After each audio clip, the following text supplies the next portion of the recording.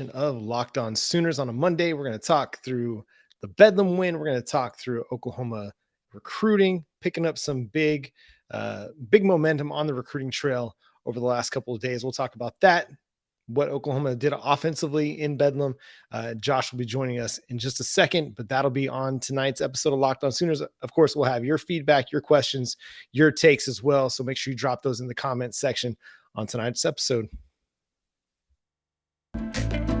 You are Locked On Sooners, your daily podcast on the Oklahoma Sooners, part of the Locked On Podcast Network, your team every day.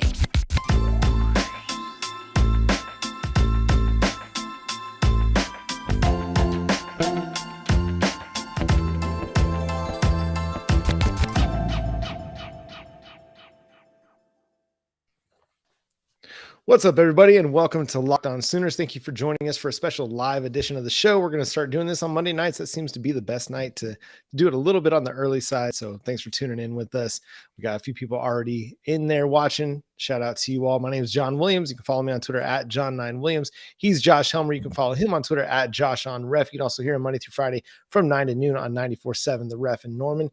Josh, we didn't really touch on much of the offense, and I want to get to that. But what's happening right now on the recruiting trail is the thing that is kind of the most interesting thing to me. And I think that's really where we should start, because over the last few days, well, first of all, backing up to Saturday, Oklahoma had a huge number of 4- and 5-star recruits in Norman for this game.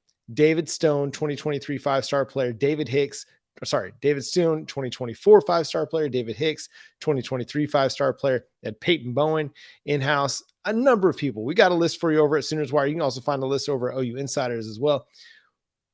The thing that's really struck me is what's happened in the few days since. Like, we're just less than 48 hours from the win, and Oklahoma has picked up 2 Rivals future casts in favor of getting a flip for the 5-star safety Peyton Bowen, who's committed to Notre Dame. And then they've picked up 2 3-star defensive line players. First, Ashton Sanders committed on Sunday, and then Taylor Wayne committed on Monday afternoon. And I'll be the first to tell you, maybe some other people have told you as well, but I'll be one of these people that tells you these 2 3-star players look like anything but 3-star players. They look like under-recruited guys who are going to outperform their recruiting class. So, Josh, just to get us started, let's talk about the momentum that Oklahoma is building right now, as we're about a month away now from the early signing period. Yeah, that's wild. I mean, yeah, it is, right? It's 1 month until we're going to start getting ink on paper, if that's still how it works, right? Yeah, fax the ink in, and we'll get this 2023 class started to, I mean, basically it'll be finalized anymore. I mean, the early signing period in December is the big one, and you might sprinkle in up to 5 in the spring, but generally speaking, I mean, most everything's going to happen in that early signing period. So I'm with you, man. 6'5", 235 is what Taylor Wine is listed on 247 Sports. Maybe he's added a little bit of weight, I don't know. 6'1", 270 for Ashton Sanders, and he's got kind of that prototypical, I think, ability to build and be kind of your 6'1", 300-pound defensive tackle type. And we had Ashton Champ Sanders on the show. So obviously go back and that episode out. It doesn't stare though either. I mean, you mentioned it. Obviously you're looking at potentially the big flip. We've talked a lot about that with Peyton Bowen for really a number of weeks and a couple of months now. Let's see. Nigel Smith, that's a 2024 kid. Kendall Dolby is a JUCO talent at the corner position. So all of those crystal balls have come in there for Oklahoma. Not on Peyton Bowen, that's the Rivals future cast, but that's why it was important, right, to play well with those guys in attendance. We knew that. Obviously, we're probably going to get the Hicks questions tonight. What does it mean for Hicks? It doesn't – I don't know. It doesn't feel like there's as much momentum on that side of the equation, John, but just in general, the recruiting for Oklahoma, it's paying off already, what OU did in Bedlam. Yeah, and I'll give you a couple quick thoughts on both Ashton Sanders and Taylor Wayne. So when I watched Ashton Sanders, and I mentioned this when we first talked to him, but the dude plays very athletic football for a guy his size, and that's going to cause a lot of interior offensive linemen trouble. Now, I think several sites maybe have him at 270. I think he's probably closer to 290 now, but he plays light on his feet, but he also plays strong. He's got a good bull rush. He's also quick off the snap and is able to get in the backfield quick. On Taylor Wayne, same thing. Dude's got a great first step. He's an athletic player. He's long. I mean, 6'6". Obviously, he's going to have long arms, but also he plays with really good leverage. Sometimes you worry about these really tall guys being able to play with leverage, set the edge in the run game, and hold up at the point of attack. And that's not a problem for him. He's got a great long arms, able to get that in there to ward off offensive linemen, and he's able to just kind of get under and get low. You know, the low man wins, and he's able to do that. I love Taylor Wayne's kind of plethora of pass rush moves that he already has in his arsenal, which is pretty impressive to me. Like the kid is, 17, 18 years old, and he's already, to me, got a refined set of pass rush moves that I think when he gets into Norman, hopefully this spring, and is able to work in the strength and conditioning program, work with Miguel Chavis, continue to build on those things. I really like the idea of him being your future strong side defensive end because he's got the skill already. It just needs a little bit more refining, and he needs to add some bulk to be able to hold up as your strong side defensive end. So really, really huge. On Hicks, BMG Baby, he says, Hicks, he'll believe it when he sees it. I'm still kind of the mind. Like Texas A&M got somebody that entered the transfer portal just this evening again. So I'm of the mind that like Hicks is still a legit possibility. I know it's kind of the white whale right now for the Oklahoma Sooners, to use a old literature reference.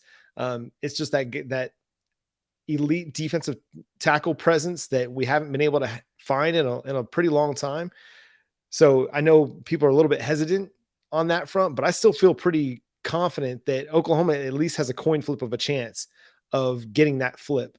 We'll see how things go over the next month and maybe next few months. Who knows if he'll be an early signee or if he'll be a National Signing Day signee. But I think, Josh, what you mentioned about the recruiting class right now is unless something changes or these guys start to decommit, this group, already a number 7 ranked recruiting class in the 247 Sports team rankings, is pretty well locked in.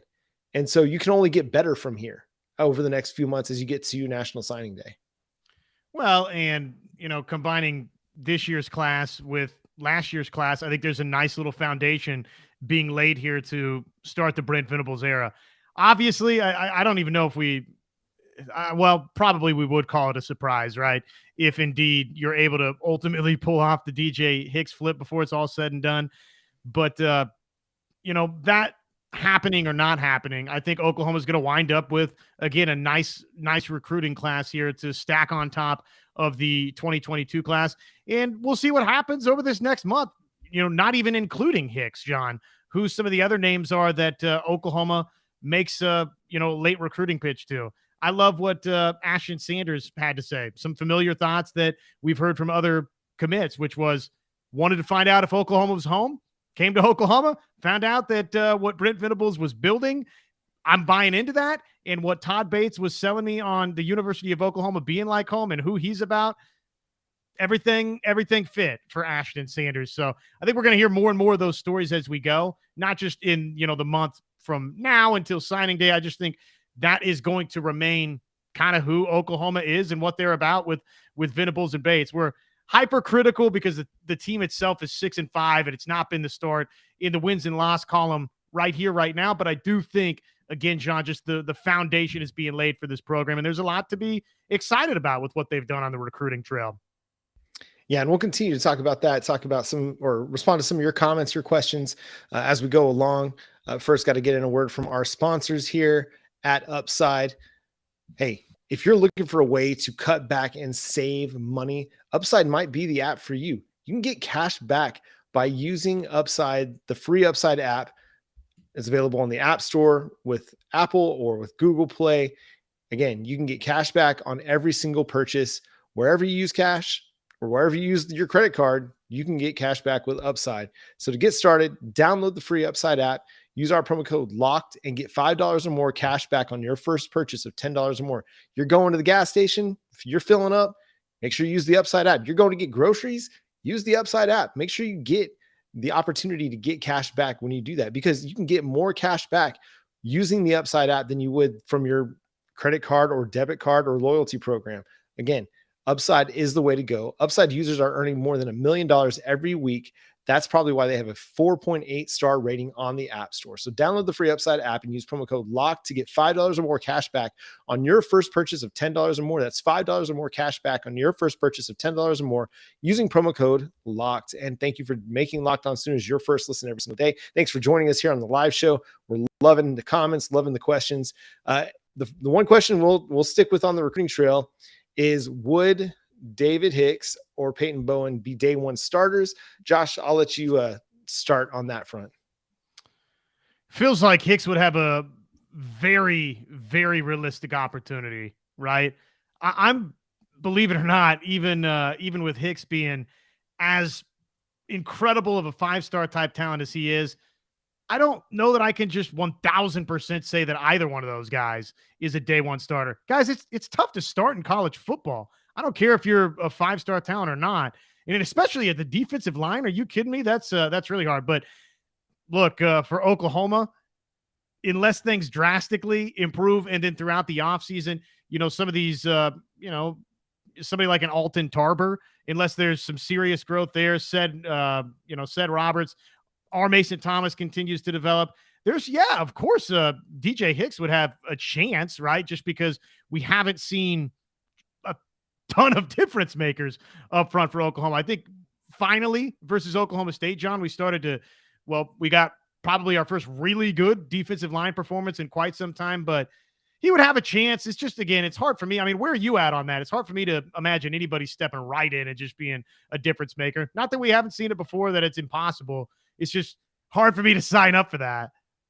Yeah, I'll start with Bowen and then I'll go to Hicks. On Bowen, I don't think it's as likely, just because you've got Billy Bowman back there. Robert Spears Jennings has flashed, but you got a talent like Bowen and he could earn snaps at least and be part of the safety rotation. On Hicks, I think you mentioned it. It's really hard to make that step at the defensive tackle position, interior offensive line, tight end. You see it from the college ranks to the NFL. I think the same is true for high school to college. It's a big jump in physicality where you're not the most physically gifted player anymore. You're going up against guys that are also really physically gifted. And so it's a big transition. Now, saying that, TCU had a guy that was 17 years old starting at nose tackle for them this season. So, I mean, there's going to be a chance that he can come in and earn those snaps right away. I mean, he's an elite talent. He'll have the potential to at least earn snaps. Whether he starts day one, that'll be a good question. There's going to be potential because you've got guys like Isaiah Coe, Jordan Kelly, our seniors. Jalen Redmond could be NFL bound potentially, could come back another year based on just the production from this year. Jeffrey Johnson, he's gone. So there's a lot of opportunity. There's a lot of snaps opening up with just the transition. Now, we don't know if they'll add anything in the transfer portal, but like you said, you got Alton Tarber, you got Cedric Roberts, Grayson Halton. He got, a few snaps in this last game. So there are some guys that he'd have to compete with. But that's not to say he couldn't win the job. But I think it's just tough to make that transition. If you haven't been in the strength and conditioning program, you haven't been with the club for a year, going up against guys like Andrew Rame and Chris Murray and McCade Matire every single day and developing your game. So that's not to say that Hicks isn't an elite talent. It's just to say it's really hard transition to make for any college or any high school to college guy. 405 boy, he says Tommy Harris and Gerald McCoy were day one starters. So yeah, maybe he could be. Maybe David Hicks could just be that guy, that dude that is the 1%er, of defensive tackles that are able to step in right away. Well, and that's exactly the message that I was going to hit on, John, is look, if DJ Hicks, if he commits and signs with Oklahoma, then he's that dude, right? You want him to be the Tommy Harris or Gerald McCoy. That's the way we're talking about this kid. So if it happens, and if it happens, sure, he's going to have a chance. And even larger than that, John, if I'm the coaching staff, absolutely, I'm selling the idea that he could step right in and start. I'm not making any promises because I think that that's a bad and a dangerous path to walk and habit to get into on the recruiting trail, John. But I'm saying, look, yeah, it's a legitimate open competition for you. Yeah, and I think you have to kind of have that carrot dangling out there, right? Like you have the opportunity to earn snaps. It doesn't matter if you're a freshman, if you're a fifth-year senior, everybody's got the same opportunity to earn those snaps. They've been a little bit reluctant to put true freshmen out there on the field. You've seen guys like R. Mason Thomas continually earn those opportunities and get better and better as the season's gone along. A guy like Jaren Kanak, he got some more opportunities earlier in the season. They've been fewer and far between as the season's gone on. Robert Spears Jennings, who I just mentioned, I feel like he's getting a little bit, a few more snaps here and there. So it's going to depend. I mean, it depends on how things play out. I think they're really, they really want their guys to know their jobs. They're not going to put them out there if they see them making mental mistakes out on the field. So we'll see. Again, an elite player. So, Jimmy Satterfield saying 405 boy, or he's adding 405 boy, saying Gerald McCoy didn't start until his redshirt freshman year. And that makes a big difference. Like if you sit a year and then you come in and you start, that's a huge difference. Being in the program for a year matters. Like having that spring, having the summer, the fall, even if you're on the scout team, having that scout team fall where you're able to go up against really good offensive linemen, it's going to make you better no matter what. So, there's a great comment in here about Dillon Gabriel. And I think that's how we need to transition. We need to start talking about Bedlam a little bit more. Let's talk about the offense. On our show yesterday, we tried not to spend a whole lot of time, talking about what went wrong because we were just reveling in the win. We were just enjoying the win because we've only gotten 6 of them this year. They've been few and far between. So we just enjoyed it. But we got to talk about it because after that first quarter, I really thought this team was going to put up 50 and maybe even 50 by the end of the third quarter. Like the way that they were playing offensively, it was a complete bombardment. Oklahoma State had no answer. Dillon Gabriel was sharp, and they really weren't leaning on the running game a whole lot, but they were effective on the offensive side of the football, putting up 28 points. Dillon Gabriel was 14 of 18, well over 200 yards. He had 2 touchdowns passing, 1 rushing. And his throws to, the one in particular to Drake Stoops in the back quarter of the end zone was a dime. Like that was an absolute dime. And then in the second quarter, things just kind of started to unravel. They weren't as sharp. And the play that sticks in my mind is Dillon Gabriel just kind of straight missing Gavin Freeman on the swing pass, like a throw he's made hundreds of times, and he misses that throw, which would have led to a first down. And they have to punt. And then at the end of the first half, when you have a chance to put points on the board, Dillon Gabriel throws a little bit behind Drake Stoops, which makes it a more difficult catch. And the ball goes up in the air. It's intercepted. Again, you take points off the board. And so that's kind of where that offensive momentum just started to deteriorate for Oklahoma, was in that second quarter. Josh, just your kind of initial thoughts or initial takeaways just on what happened offensively for the Sooners. They weren't good. Yeah. After the first quarter is my thoughts on what happened. I don't know. What do you make of the Jeff Lebby comments? I'll read this quote to you, John. This is from our boy, Parker Thune. And this is what Jeff Lebby said in his press conference today. He took responsibility for OU just, going brain dead for the final 3 quarters. Quote, "It's on me for being too conservative. Thankfully, defensively, we were lights out," end quote, which, yes, they absolutely were really, really good defensively. I kind of get what he's saying there to some degree. I think it's frustrating that you didn't find more success being able to just lean on the run game. But, to some degree, I can sit there and maybe not late in the game where you're sitting there wondering, okay, well, what the heck are we doing? Why are we snapping the ball so quick? Why are we not using more of the play clock? You absolutely gave Oklahoma State an extra possession with it because of the way that Oklahoma approached that. So that's on Jeff Lebby, right? That's not on, I've seen some people making the comments out there, John. Well, at some point, Dillon Gabriel or whoever's got to take accountability. Man, Jeff Lebby's in communication with the offensive personnel out there. Jeff Lebby's got to take the reins and say, hey, guys, slow this thing down and burn more of the play clock here. But before that, I can kind of get what he's saying, John, on being a little bit too conservative, maybe, of trying to maybe lean on the run game a little bit too much when other things possibly were working better. But I don't know. I mean, it's just puzzling how bad they were for, again, 3 quarters. Crazy. I'm muted. I always do that if I'm getting a drink of coffee. Sorry about that, guys. I'll have a response to that here in a second. But I want to talk to y'all about BetOnline. BetOnline is the best place to get all your sports wagering information and to bet on all your favorite sports. They've got everything you could need from football, basketball, MMA, boxing, UFC, NBA, NHL, whatever you need. It's over at BetOnline. Oklahoma right now, a 2-point favorite on the road going to Lubbock. So you like that? Night game. It's going to be a little bit weird. It's hard to know where to stand on that one right now, but I'm liking Oklahoma's chances. So if you're liking Oklahoma's chances, go to BetOnline. Again, the fastest and the easiest way to bet on all your favorite sports. BetOnline is where the game starts. I think that's him just trying to take some ownership of it. I do agree that in a way he was a little bit too conservative, but in another way he was being ultra aggressive.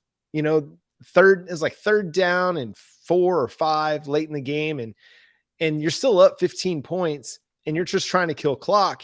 They throw it, and it's like a play action bootleg out to the left, and Dillon Gabriel has only one option on the play call, and there's nowhere to go with it. And then there was a first down play, I believe, on the previous drive where Dillon Gabriel dropped back to pass to throw the ball.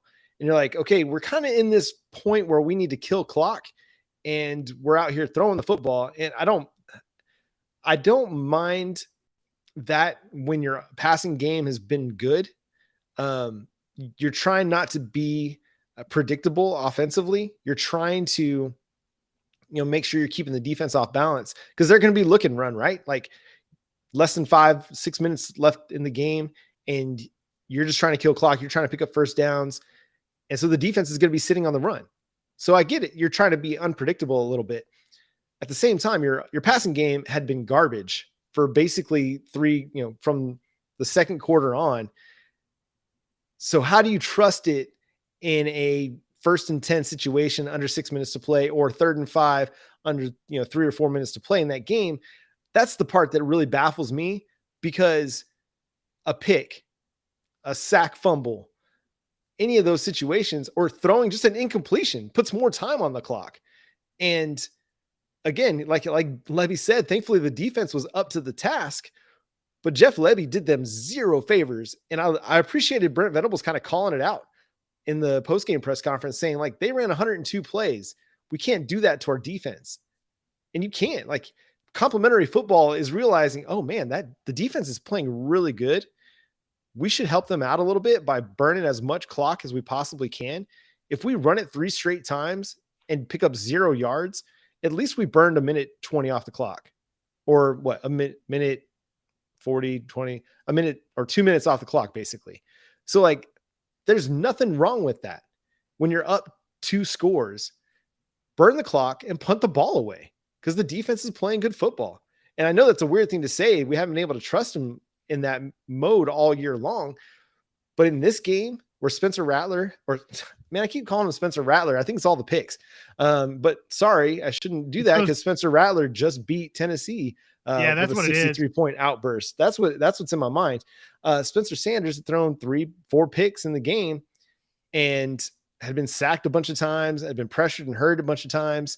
He was making plays, but it wasn't consistent. The defense was always up to the task. So Jeff Levy's got to play within the game too. Like, yes, you want to be fast. You want to play fast as an offensive coordinator, but you also got to be aware of what's happening within the game and adjust. You got to adjust yourself. You got to learn from that, because you're not doing yourself any favors by running incomplete passes, 3 and outs. You're not doing the defense any favors. So just be aware of what's happening. Like, if your quarterback's just not on, then don't expect him to throw it on 3rd and 5. Just hand it to Eric Gray or Javonte Barnes. Or if anything, do the wide receiver screen pass, or the wide receiver screen pass, or the jet sweep or something, a safe play that is going to be a high percentage throw. That's what it is. So I kind of get where he's coming from, but I think he was being a little too aggressive, actually. And continually throwing the football with Gabriel, when, he was like 0 for 7 in the 3rd quarter and not much better in the 4th quarter. So yeah, it's to me, the Levy thing has been really weird. I still think he's a good offensive coordinator. I think at some point with Jackson Arnold at the helm, this offense will look a whole lot better, because he just has more tools than Dillon Gabriel. And that's not to say Dillon Gabriel's a bad quarterback. He's just an above average to maybe good quarterback. When he's great, but yeah, it's been confounding this season with Dillon Gabriel. There's been some really high highs and some really low lows. Well, and I think, the guys and girls in the chat, I mean, they've kind of got it exactly right, that at times, look, Dillon Gabriel and Jeff Lebby's, they're not getting the help from the skill personnel out there. Many times, yeah, you can pull that one back up. There you go. That one too. How did Farouk drop those 3 easy passes? Mims is up and down also. That's from Brian. Can't catch anything in Ames, then has a great game versus Baylor, then drops at West Virginia, then a good game against Oklahoma State. Wide receivers have been weird this year. Jimmy, with all the drops by the wide receivers, should we go after another wide receiver coach? Yeah, I think, John, it's going to be an interesting offseason for the staff in general, right? And I've kind of heard the rumblings that don't expect necessarily a ton of changes across the board. I've got one defensive name in mind that some of you, I think, maybe would like to see a change. And I'm telling you, based on some of the stuff that I'm hearing, I don't know that I'd necessarily bank on Ted Roof not being around next season. And maybe that's across the board. I feel bad for Washington.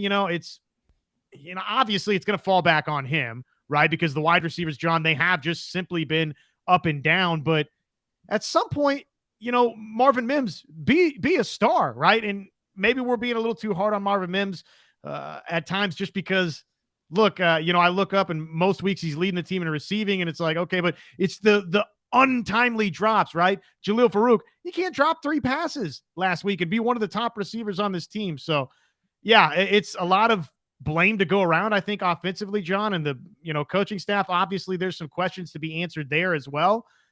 I think about last week, and then I think about this week, John, just the extended stretches of poor offensive play that this team has struggled through. Really, the entire first half, right, at West Virginia, and then 3 quarters versus Oklahoma State. It's just one final thing on this. The Parker Thune tweet sharing the quote from Jeff Lebby, I thought this was kind of interesting. I would have never thought this was how this thing was going to play out, John. Listen to a couple of the first comments. I will personally pay for Lebby's flight out of Norman. Too conservative. He was throwing every first down and running tempo. I'm so confused. I mean, it's like up and down. The fan base, there's a lot of frustration with Jeff Lebby and how this offense this year has played out. Yeah, it's been frustrating, and I get where people are coming from on Marvin Mims. I thought Marvin Mims had a solid day. I mean, it wasn't spectacular, but he didn't have any drops. It was an efficient day for him. It wasn't the big 150-yard game with touchdowns, but it didn't have to be after the first quarter that they had. So I'd be curious if we had access to the all 22 film. It'd be a lot easier to talk about what the offense looks like, especially beyond 10 yards down the field, because you don't get to see what's the deep routes, what's the situation on that front. But it doesn't seem like this team throws a lot of crossing routes. We talked about that last week. When was the last time that Jeff Lebby called a crossing route? I think they did call one, Marvin Mims, but it was just short of the first down. I think it was like half a yard short. And I said it in the game on the Locked On Sooners Twitter account that I'm so tired of seeing this team throw short of the sticks on 3rd and 4th down. It's mind-boggling to me why we're throwing every single 3rd down pass short of the sticks. I don't understand that. Like, that is like basic offensive football, right? Especially if you're a wide receiver, former wide receiver here, you run to the sticks. Like, you run to the first down marker, and then you break on your route. Whether it's a comeback, you run past the first down marker and you come back so that you're still past the first down marker. If it's a square in, you're running to the first down marker and you're making sure you're catching that ball beyond the first down marker. If you're running a slant, you're making sure you're getting to the first down marker. Oklahoma State had the same problem on Saturday night too. Like, you've got to get to the first down marker. Like, throwing it 5 yards in front of the first down marker and hoping that you're going to be able to pick up the yak to get there. Hope is not a plan. It is not a plan. Throw it to the sticks, please. And I think Jackson Arnold is not going to be afraid to throw it to the sticks. Like, this is a dude that's going to push the ball downfield. And so I'm excited for that. Let's get to a few more of these comments, Josh. Lester, speaking of Jackson Arnold, he asks, can Jackson Arnold challenge Dillon? Man, I'm excited for next year. Josh?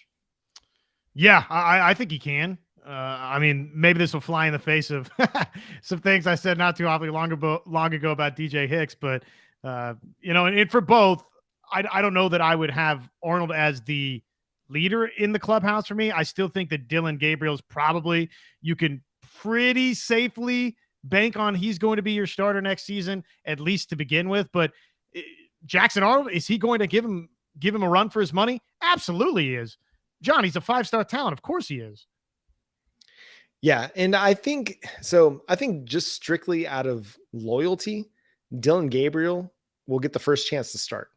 No matter what happens in the spring or in the summer, it's going to be Dylan Gabriel's team. Assuming he comes back, I imagine he's back for at least one more year. And so I assume that that's going to be the case. And in that same vein, I think Nick Evers will probably start out as your QB2. He's been in the system. He's a Lebby guy. Lebby's first trip on the recruiting trail after signing his contract with Oklahoma was down to Flower Mound to go meet with Nick Evers after he committed or decommitted from Florida. So I think just out of loyalty, that's kind of how it's going to stack up. Jackson Arnold, I mean, he's going to be there and he's going to be, earning snaps and trying to, work his way up the depth chart. But it wouldn't surprise me if we start hearing Jackson Arnold chants the first time we see some poor quarterback play in a Sooners game next year. If we see some issues there. So I think there's every chance Jackson Arnold could end up playing a lot next year. But I think it'll start with Gabriel, and I think they'll ride with Gabriel as long as they absolutely can. But unlike this year, they'll actually have some options next year. A more experienced Nick Evers, a 5-star quarterback commit in Jackson Arnold. So yeah, I think that's going to be the case. Brian, he talks about Eric Gray running the football, could have easily had another 100-yard game. I agree with you. Javonte Barnes was playing really well, and so I didn't mind that they were giving him carries. What I did mind was how often they were still trying to throw the football in the third and fourth quarter when it wasn't working.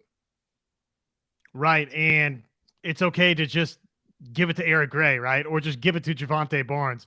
There's nothing wrong with that. If Oklahoma State's having trouble stopping it, which large part of Saturday seemed like, especially with Barnes, seemed like they were having trouble stopping it.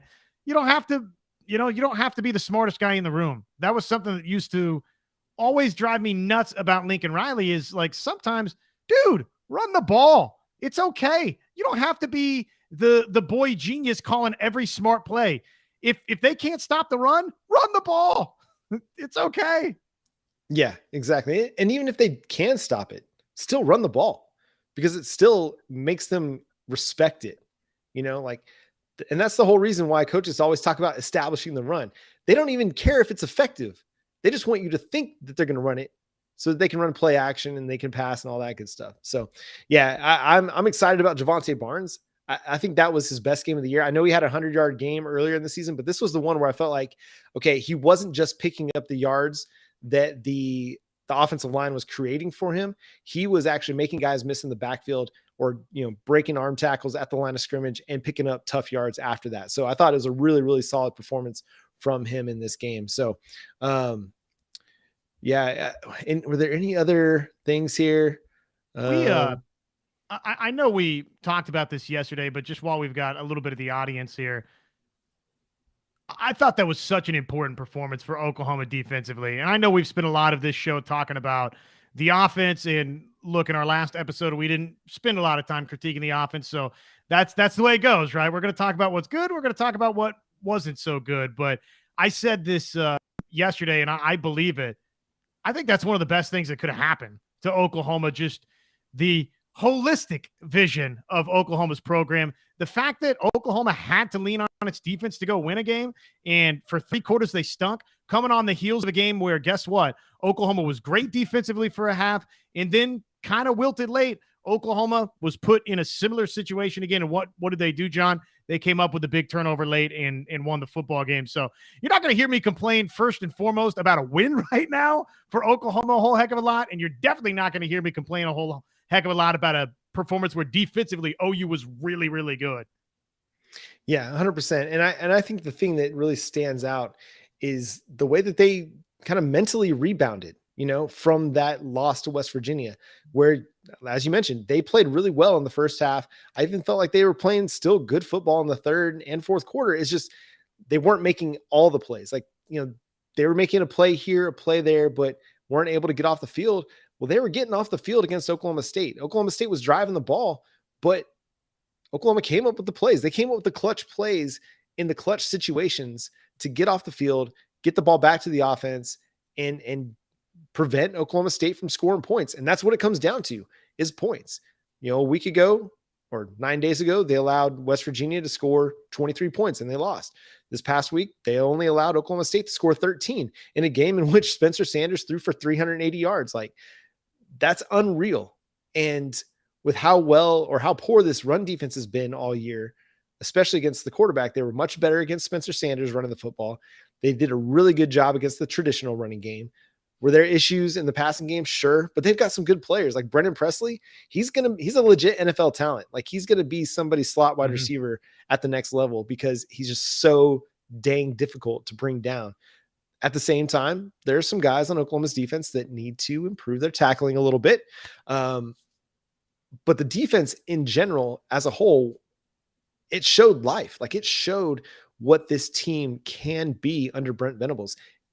And it like you said, it was a really important performance because that's what is going to be the identity of this team. Are they going to be able to have great offensive games? Absolutely. But if they want to get to being a, conference title contender again, a national title contender, it's the defense that has to change. And that was the issue under Lincoln Riley. Great offenses, but never had the defense that could really help this team contend at the national level. Under Brent Venables, it has to. I mean, that's where he's made his money. That's where he's made his reputation. And if it's not that way, it'll be a short tenure for Brent Venables. But I think these three of the last 4 weeks, Iowa State, West Virginia, and Oklahoma State, again, not necessarily the best offensive teams in the conference, but those 3 games showed signs of life and showed that, hey, this is going to be a productive defense moving forward.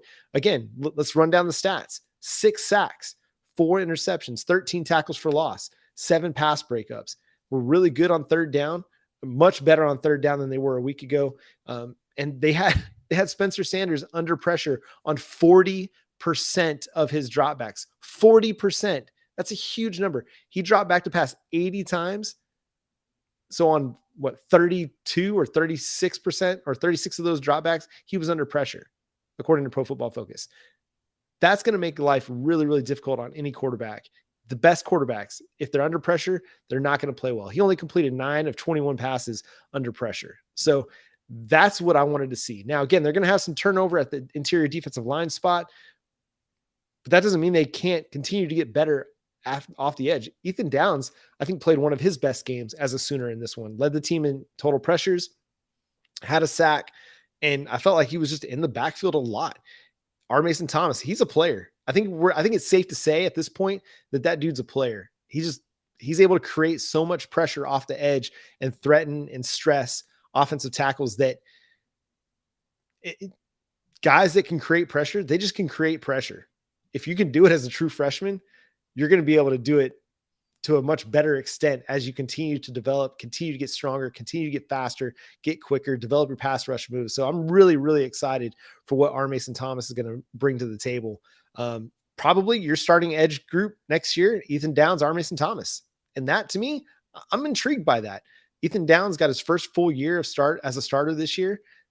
R. Mason Thomas, he got to play, sporadically. Will have a chance to be a starter next year. So I'm really looking forward to seeing what he's able to do.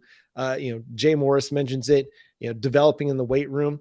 That's good. It's going to be a huge offseason for him, because if he's able to kind of take that next step, I mean, you're looking at a guy that kind of has some like Nick Bonito potential, as a, potential ceiling, maybe a, 5-6 sack guy as a floor a little bit.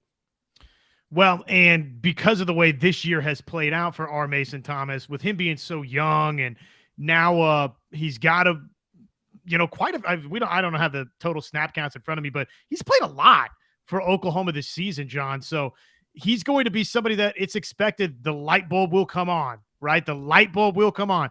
Physically, he'll get stronger again throughout the offseason, and then he's ready to roll. I mean, it's going to be expected, that he's going to be one of the key cogs up front for Oklahoma defensively, and OU needs him to be everything he's been this season and a lot more, right? They need that, and then they need, multiple other guys to be surprises or to have that growth that we're talking about. I mean, like when we talk about DJ Hicks, I'm serious when I say somebody like Alton Tarber or whoever can develop, right, and be ready to go as early as next season as a difference maker, because that's just how it works. You get into the program, it takes some time, you learn, you go through you get Schmittified, and then all of a sudden, boom, it's football time, right? Hey, one more thing about the TFLs and the sacks and the pressure. And look, any news to anybody here, but sacks, TFLs, pressures, QBHs, what do they equal, John? They equal Tanoga, right? Giveaways. They equal giveaways. Oklahoma with the Sanders mistakes last week. Now all of a sudden they have rocket shipped up. They're tied 37th nationally in turnovers gained. They've gotten 15 interceptions on the season, which is, a really, really good number. And obviously 4 against Spencer Sanders. Boom, stock is rising in that department. So just great to see Oklahoma pressure the quarterback and create takeaways, man, because look, I hate to steal the phrase, but takeaways equals victory. Yeah, it comes down to that. When you win the turnover battle, more often than not, you're going to win, like to a large degree. You wanted the snap counts. I'll just run down some interesting ones for you. Again, Pro Football Focus, according to them, R. Mason Thomas, 18th on the team in snaps. He's only played in 8 games, 194 snaps, but that's only behind Ethan Downs, Reggie Grimes, Jonah Laula from the edge group. Like, he's 4th among defensive ends in snaps this year. Now, they played a lot of 3-man lines. They played a lot of 4-man, a lot of different line setups. So again, for a true freshman to be 4th among your defensive ends in snaps, that's pretty salty. Like, that means you're a 2-deep guy, in your first year. You're out snapping Marcus Stripling. So that's pretty good. Among true freshmen, I mean, he's got the most snaps. So I think we can feel pretty confident about his future with Oklahoma. I don't think the story on Strip is completely written yet either. By the way, I think that he's gotten lost in translation because of the injuries and nicks and knacks he's had this season. I think that he's somebody that you start projecting into next season, which I hate to say it. I mean, it just goes so fast, but we're almost to that point now. I think Stripling somebody. I know it's just not fair. I think Stripling somebody that, again, is going to be a serious factor before it's all said and done, and we start trying to put the puzzle pieces together for next season. I think that's somebody again to be excited about. I think it is, and I think there's a lot of these freshmen that are part of Brent Venables' first recruiting class that have a chance to be really good players. I think we've seen flashes. Robert Spears Jennings, Gentry Williams, Jaron Canick. R. Mason Thomas, we talked about. Grayson Halton, he's had some moments as well. Like, a lot of guys on the defensive side of the football that didn't play a ton, but you saw them get into games and they stood out in good ways, not in like, oh crap, your true freshman's out there and now he's getting picked on sort of a way. Like, I still think back to the first snap. I remember Robert Spears Jennings actually getting on the defensive side of the football and just like flying into the frame and putting a lick on Hunter Deckers. I believe it was that game. And you're like, okay. RSJ's got a little something here. We're going to see a little something from RSJ. So I think there's still a lot of building that this defense can do. You still got some really strong young pieces. There was one comment up here about Danny Stutzman that I wanted to talk about, because I think this kind of reflects a lot of people's opinion. Lester said he hated Danny Stutzman at times, but he's going to be great. And I think over the last few games, Stutzman's played really, really well. And I mean, are there still misses from time to time? Absolutely. But something I was thinking about today, like in seasons like this, when you're not having your best year, the wins aren't coming easy, every little mistake gets magnified to a great degree. Especially when you play a high profile position like the Mike linebacker. Danny Stutzman's been really good this year. I mean, Brent Venables is really confident in who he is and what he's going to be able to develop into. He said so. after the West Virginia game, I believe. He thought he had a really good game. And he continues to do that. Like, he's really building some positive momentum as the 2022 season comes to an end. So really, I feel really good about what Danny Stutzman's going to be. And you're going to need him to be really good and take that next step into great, hopefully, because you're not going to have Deshaun White. You're not going to have David Agwebu back.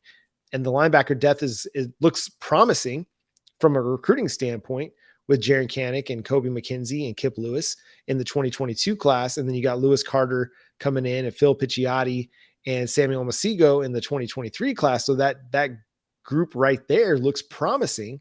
They got a lot of stars between them, but you don't know what they're going to be in 2023. So I think that might be an area where they might have to do some shopping in the transfer portal just to get, a veteran presence back there with Danny Stutzman. But yeah, Danny Stutzman's looked really, really good. I think it was important too that after the, dare I say, the podcast on the Prairie debacle, or the Danny Stutzman podcast on the Prairie happening, I don't know, how we want to refer to that. I think it was important that Brent Venables backed him the way that he turned around and made a point in the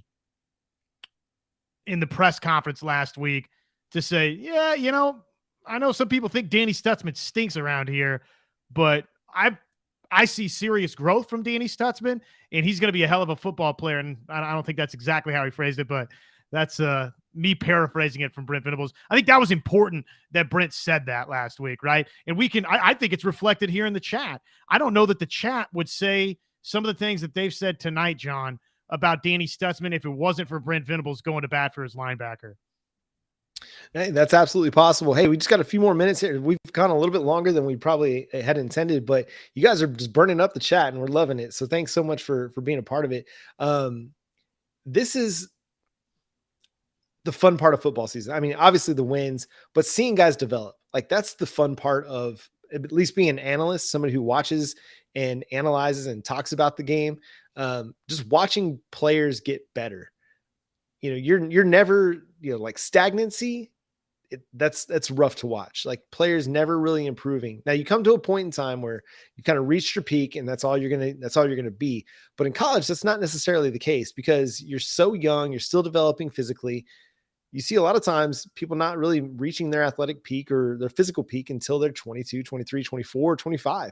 And so a lot of these guys are still developing physically and they're still kind of learning the game in a way. Some guys, they might not have played football since they were 6 years old. Some guys just kind of really started in high school at times. And so I'm really encouraged by some of the development we've seen as the season's gone along. I think there are players that, okay, we might've written off earlier in the season, but now it's really kind of, some of those guys are starting to put some things together and really starting to find, some confidence. They're finding just where they fit in the scheme. Does that mean they're not going to make mistakes? No, everybody makes mistakes. They're all going to make mistakes, but I think those mistakes are becoming few and far between. I just can't wait to see what happens going forward. It's amazing, isn't it? This has been my mantra on the radio side too, John. It's amazing. There's no a win and tonic, I think, is what somebody helped me create today, John. There's no tonic quite like winning. It's important. The buzz in the chat tonight, the feeling, the chemistry between you and I mean, it's just, there's nothing like winning a football game. This program desperately needed a win, given the way that the Baylor and West Virginia games played out. All of a sudden, sun's a little brighter. There's hope back on the horizon. It was important with the recruits that were in town. And now what's more important than last week? Stacking them up, baby. Going down to Lubbock and playing well again defensively, winning that game and getting into a bowl game, which, yeah, I know some people like to kind of downplay the importance of bowl games. I think bowl games are really important, and especially for this Brent Venables program. So the way OU finishes this week and into the bowl game, John, I think is very, very important. And I can't wait. There's optimism back. A win in Bedlam, and there's optimism. That's right. Now you can have a chance to finish with 7 wins. Again, that's not the standard. That's not what you're aiming for, but you take what you take, right? You reevaluate goals. You're changing. 7 wins after starting the Big 12 season 0-3, you take it. Like you enjoy the wins. You just take what you can get, and you don't throw a fit. That's what my nephew Emery would always say. I agree with you, 405 boy. We got to beat Tech. Would love to finish the regular season on a high note on that front, going to a bowl game. I poo-poo the bowl games. I don't really care for them, but because they exist, it's important. Like, it is important for a football program to make it to a bowl game. If they didn't exist, then fine. But because they're there and everybody else is going, if you're a team that doesn't go to a bowl game, it's not a great season, because how many bowl games are there? Like a billion of them now. And all you got to be is 6-6. And there are times when a 5-7 team can make a bowl game. So if you're not one of those teams making a bowl game, then your season was not very good. So the fact, this was not a good season by Oklahoma standards, but at least being eligible for a bowl game, making yourself present, being in the postseason, getting one more chance to kind of show who you are to recruits, to kind of the rest of the college football world, and beginning to also continue to build momentum to the next season. I think that is kind of important. Now I'm going to put a little bit less stock in this one than I'd put in the Oregon game last year, especially on the defensive side of the ball. But I think it's good to get, your young guys opportunities and get them snaps. And I think that's really where the benefit of the bowl game comes into fruition. Yeah. Any other thoughts, Josh?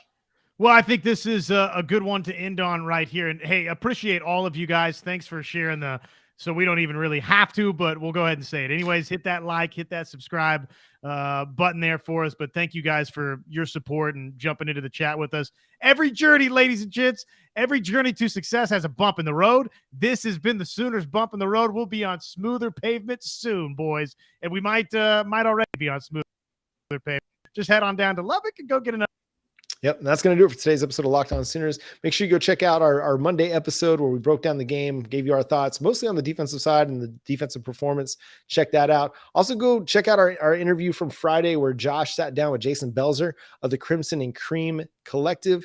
A great interview, just a lot of really fascinating information there. They're currently working on a $1.5 million match campaign where if you contribute, they'll match whatever you put in. So I know I've contributed. We've partnered with it here from Locked On Sooners. And so hopefully we'll be able to take advantage of some of the great things that they've got going on there as well. And we're going to support all sports. Football, that's what drives things. But man, softball, women's gym. We saw the baseball team go to the College World Series last year. Golf is fantastic. This is a great university with a lot of great athletics programs. If you're considering NIL and being a part of it, we highly recommend the Crimson and Cream Collective. They got a great website, easy to use. So go check it out. That was not a paid sponsorship. They did not tell me to say that. That's just my own experience. So again, thank you all so much for being a part of the show. This is our biggest group of live viewers. So thank you for being active in the chat and hey, being civil as well in the chat. I always appreciate that. I'm a big, fan of, sports talk. I think it should be fun. And I think there's a way to engage without being rude or demeaning or hypercritical. So appreciate you guys. You guys get thumbs up from me, MVPs of the live show tonight. But we're going to come back this week. We're going to try and get up, some big time interviews lined up for this week. So stay tuned for that. Have you available on our podcasts and also check us out on YouTube. Josh got one more thing. And just to everybody, while we've got you here, happy Thanksgiving to you all. Yes, we are thankful for you. So until next time, he's Josh Helmer. I'm John Williams.